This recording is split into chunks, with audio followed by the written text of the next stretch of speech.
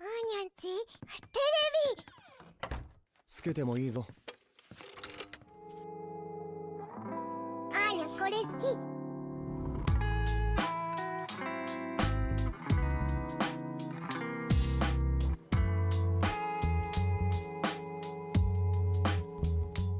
Salut mes petits ananas, j'espère que vous allez bien. Aujourd'hui, on se retrouve pour les news manga du mois d'août. Comme chaque fin de mois, je récapitule les actualités animées manga du mois précédent, du mois qui s'est passé, s'est déroulé. Aujourd'hui, le mois d'août 2025, ça fait déjà 2 ans que je fais ce concept, parce que j'avais commencé avec les news du mois d'août 2023. Bref, aujourd'hui, pas mal d'actualités animées, il y a pas mal d'annonces d'animés, de simulcast aussi, bref. On va commencer justement par les actualités autour des animés.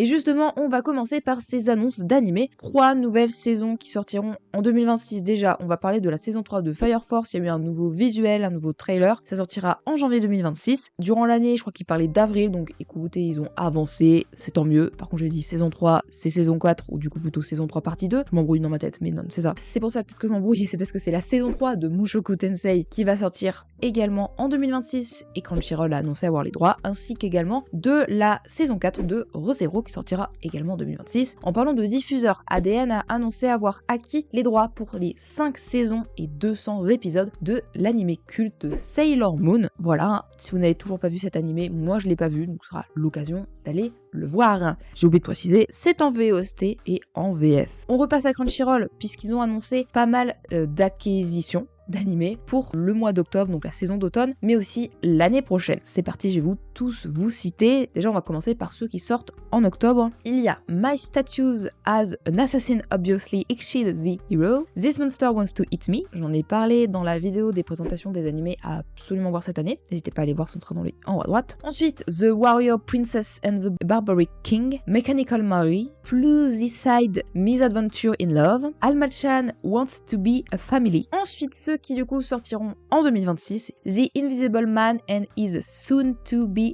Wife et Roll Over and Die. Voilà du coup les animés que Crunchyroll a annoncé avoir acquéris. Mais également, c'est pas tout ce que Crunchyroll a pu annoncer avoir acquéris. Ils ont annoncé avoir acquéris ce qui s'appelle Chainsaw The Compilation, qui comme son nom l'indique est une compilation de l'animé, la première saison, ainsi que d'épisodes inédits qui sont tirés de pages bonus du manga. Et du coup ça sortira le 22 octobre dans les salles françaises et le 29 dans les salles belges. Et ce sera du coup sur la plateforme Crunchyroll. En parlant de sortie de films, Netflix a annoncé avoir du coup acquéri Mononoke, un fantôme sous la pluie. Il est disponible depuis le 14 août sur cette plateforme. En parlant de Netflix qui a initié le live action de One Piece. La saison 2 va sortir l'année prochaine, mais ils ont du coup sorti un nouveau trailer, des nouveaux visuels, des informations concernant notamment le titre de cette saison qui s'appelle En route pour Grand Line. La saison 3 a été annoncée dans la foulée de cette sortie de nouveaux trailers et ça a été annoncé que ça allait bientôt être la production va bientôt commencer. Voilà. Ensuite, il me reste que des annonces de nouveaux animés, de mangas adaptés en animé, notamment de Akane Banashi, le manga qui fait parler de lui depuis quelques années, de Yuki Suenaba qui est au scénario, et Takamasa Moe qui s'occupe des dessins. Ça sortira en 2026. Ensuite, c'est le cas de Ilayasumi de Keigo Shinso qui va être adapté à la fois en film live action, mais aussi en film d'animation par le studio Production plus H qui ont fait Dead Demon Destruction de Inu Asano. Et donc, j'ai un peu peur parce qu'ils ont fait ça en 3 films, Dead Demon, et c'est très mal adapté. Et sachant qu'Akane Banashi, c'est pas fini, sachant qu'en plus Dead Demon c'était fini, ils ont mal fait, et Akane Banashi c'est pas fini. Comment vous dire qu'on peut s'attendre à une belle daube. Voilà. Et le dernier animé, qui est l'adaptation du jeu Sekiro en animé, voilà. Ce sera fait par le studio Arch, qui est un petit studio, ils ont pas fait beaucoup d'animés, donc on verra ce que ça peut donner. Voilà, c'est toutes les actualités animées que j'avais à vous partager. On va donc passer aux actualités manga, logique, la suite habituelle. Vous n'êtes pas sans savoir que Dan Dan Dan a eu un immense succès, encore plus avec l'animé, déjà que le manga était populaire. Ils ont décidé de faire un character book, Dan Dan Dan Daisukan, donc pour en apprendre plus sur les personnages, notamment avec un chapitre inédit de 22 pages, et ensuite 230 pages qui parlent des différents personnages et des différentes choses autour du manga. Voilà, si vous avez déjà feuilleté un character book, vous en avez déjà lu un, vous savez quoi ça ressemble. Il est que sorti dans les librairies japonaises depuis le 4 août, très clairement en France. Crunchyroll devrait pas tarder à y mettre les doigts, je pense. Pour fêter les 40 ans de carrière de Ai Yazawa, l'autrice du chef-d'œuvre qui est Nana, un MOOC va sortir. En gros, c'est un mix entre un livre et un magazine avec des interviews de l'autrice pour parler de Nana, mais des autres œuvres, des coulisses de ce manga et de l'univers de manière générale de cette autrice. Ça a été publié le 7 août au Japon, faut juste attendre des nouvelles en France, donc j'espère qu'on aura des nouvelles de ça en France. Et enfin, une info qui, bon, comme d'habitude, on s'y attendait, hein, il y a déjà plein d'éditeurs qui ont augmenté leur prix. C'est autour des éditions Mao qui sortent majoritairement des light novels, mais ils ont quand même quelques mangas. Ils ont 86 notamment, Classroom of Elite, ils ont augmenté des prix. Ça varie de 40 centimes, 50, voire 1 ou 2 euros en fonction des formats. C'est toujours la même phrase, les matériaux ont augmenté, l'électricité a augmenté, enfin tout a augmenté, je pense que vous n'êtes pas sans savoir. Donc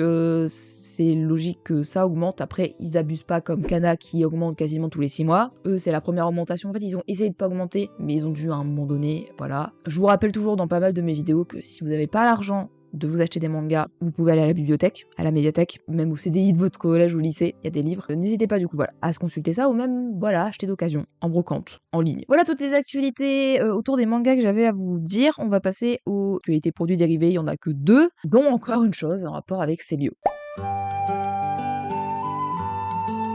Et cette chose en rapport avec Célio, c'est une nouvelle collection avec Pokémon sur 151 t-shirts. C'est astronomique. Par rapport aux 151 premiers Pokémon de la première génération, pour ceux qui n'ont pas la ref. Voilà, notamment, il y a Pikachu, le premier Pokémon, j'ai un doute si c'est Carapuce ou Bulbizarre. Je crois que c'est Bulbizarre. Et la seconde information goodies, c'est une collaboration avec One Piece et Quick, avec pas mal de goodies dans les menus enfants. Rappelons que One Piece, bon, l'animé ça va. Le manga, il y a quand même des moments où je suis en mode, bon, c'est pas trop pour les gosses quand même. Enfin, je veux dire, c'est des menus 4-7 ans. Moi, One Piece, je considère que tu peux commencer à le lire à la préadolescence, donc 11 ans. Ah, 7 ans. Comme la plupart des shonen connus, One Piece, Dragon Ball, Naruto, voilà. Bref, c'est mon avis, j'en ai déjà parlé dans une vidéo sur quel animé choisir pour débuter. De mémoire, je parle d'un chapitre long sur l'âge, à quel moment lire certains animés ou mangas. Bref, ce n'est point le sujet. Bref, il y aura des goodies dans les menus 4-7 ans, dans les menus 8-11 ans, je vous mettrai à l'écran, il y a des porte-clés, il y a des règles, il y a des stylos, parce que c'est par rapport à la rentrée aussi, il y a les carnets, enfin bref. Voilà toutes les actualités goodies que j'avais à vous dire, ensuite on va passer aux autres actualités. Voilà, la dernière catégorie.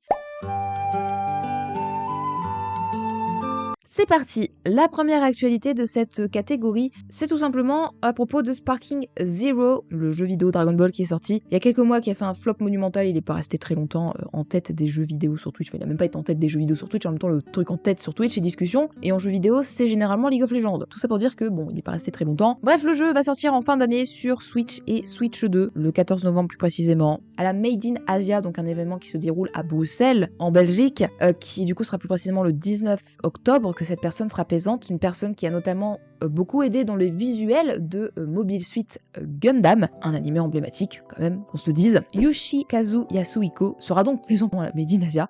Donc voilà, c'était la fin de cette vidéo, j'espère qu'elle vous aura plu. Et puis si jamais j'ai oublié des actualités, animé, manga dans cette vidéo, n'hésitez pas à me le dire en commentaire. J'ai pas volontairement parlé de Made in Abyss, j'aimerais bien faire une vidéo à ce sujet par rapport au fait que l'auteur est très controversé. Je sais toujours pas commencé à faire mes recherches. Bref, j'espère vraiment que cette vidéo vous aura plu. Puis on se retrouve la semaine prochaine pour une prochaine vidéo. Bye bye.